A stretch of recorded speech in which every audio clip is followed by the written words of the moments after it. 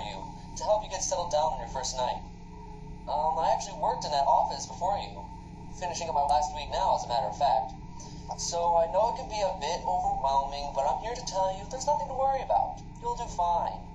So let's just focus on getting you through your first week. Let's see, there's an introductory greeting from the company I'm supposed to read. It's kind of a legal thing, you know. Welcome to Freddy Fazbear's Pizza, a magical place for kids and grown-ups alike, where fantasy and fun come to life.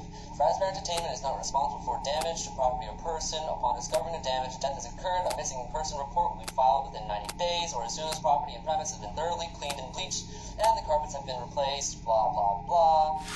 Now, that might sound bad, I know, but there's really nothing to worry about. The animatronic characters here do get a bit quirky at night, but do I blame them? No.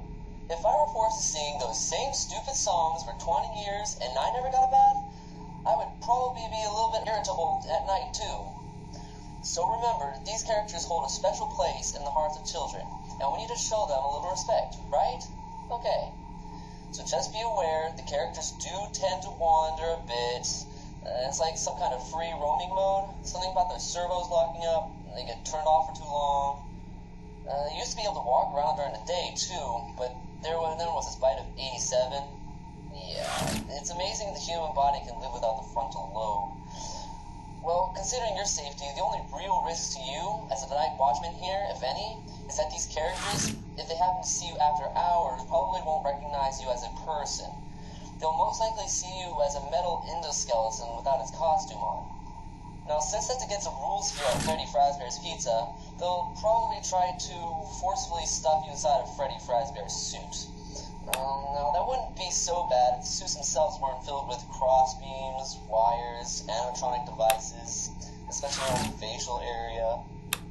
So you can imagine having your head forcefully pressed inside one of those would cause a bit of discomfort and death. But the only parts that would see the light of day again would be your eyeballs and teeth that pop out in front of the mask. Yeah, they don't tell you these things when you first sign up. But hey, your first week should be a breeze. I'll chat with you tomorrow. Check the cameras, and remember to close the door only when it's absolutely necessary. You have to conserve power. Alright, good night.